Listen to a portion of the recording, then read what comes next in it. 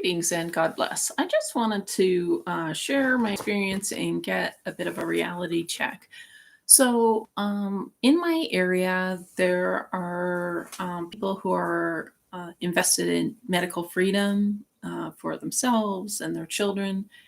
And so I sometimes I bump into the coordinators, or they're just kind of very involved people. And and being that it seems like there's like a catastrophe looming, as well as this ongoing catastrophe that's been happening for the past couple years.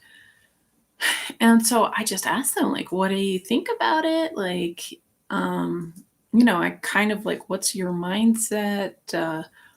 And when I'm kind of trying to, like, sometimes when I just see them, I don't have these questions like ready to go. And so as we're chatting, because I'm like, oh, thank you for your work, good to see you, blah blah blah. And then and then I'm figuring out, like, how can I see what they think, because they're really in the know. And it's interesting because um I mean, I am wondering, so they seem to run away from me, like literally run away, when I start kind of commenting about current events. What was interesting is yesterday, this person I talked with, she was like, yeah, I don't know if the economy is going to be around by the end of the year. And I was like, yeah, I know. And I kind of want to hear, like, what is your take on this? Like, how are you coping? And I guess, it would just come down to, trusting in the Lord. And I guess that's what I'm asking. But and I've had like two conversations and kind of a third just about medical freedom, where they're not really interested. Like, they're not interested in the minutia, like no Title VII about your constitutional medical freedoms, or, it's very strange. Like, they're busy kind of running things, but not really about, I don't know. And of course, I am speaking from such a peripheral, tangential place. I could be completely mistaken, but it is just very strange to me because, if I mean, and maybe this is just how culture is now, but like 20 years ago, 30 years ago, if there was like if there was an earthquake, everybody would be chatting about it.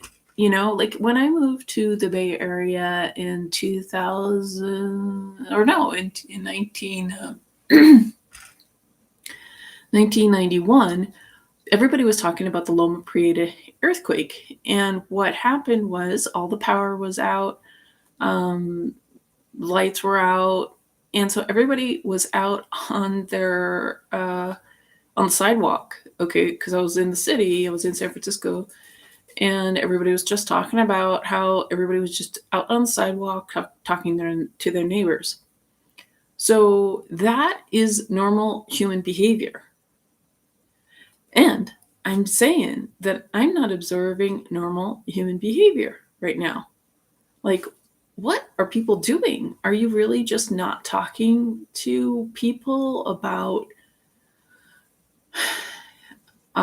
this looming catastrophe? Like, we already experienced shortages and limitations of what one could buy at the store last spring, 2020. So we know that these things can happen. We observed the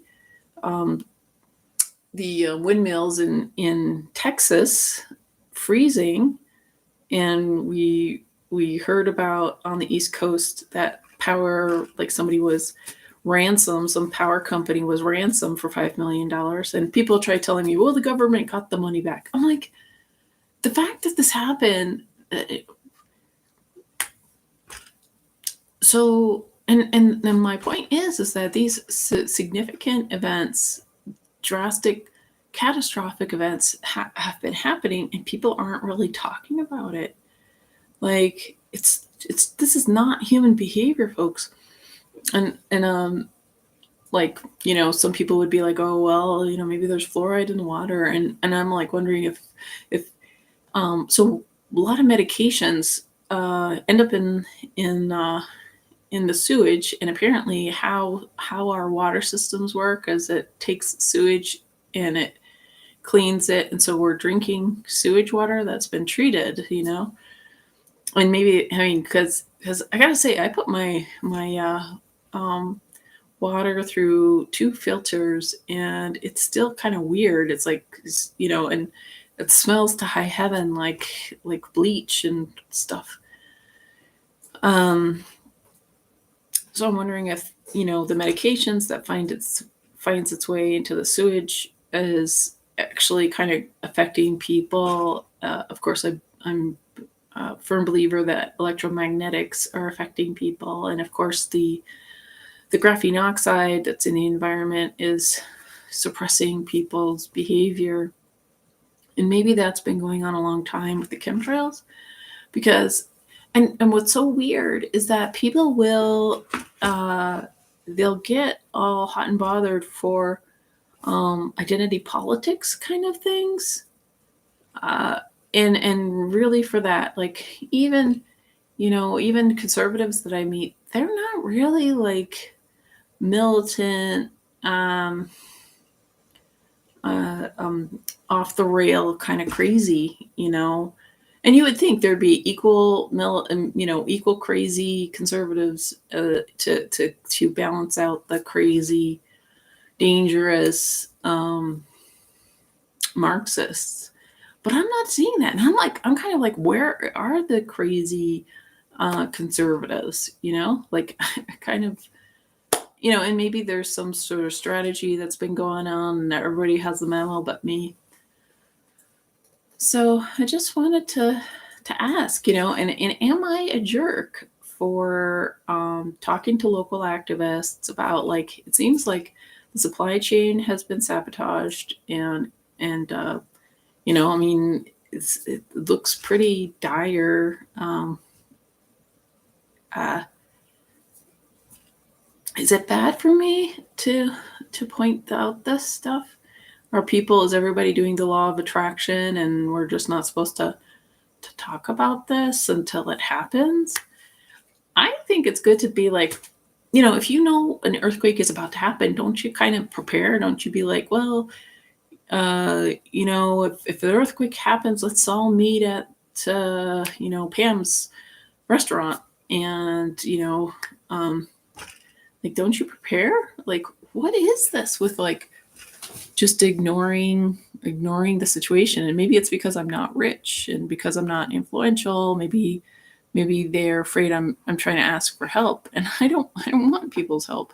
I don't want the help of somebody who doesn't care and is, hostile to, the just the conversation. So I just want to know, like, where people are coming from and where people are putting their. I guess I kind of want to just have a conversation. I don't even know.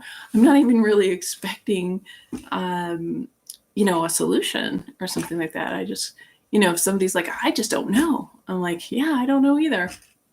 Okay. But instead people are like running away from the conversation, and these are the activists. This is the spearhead of my area.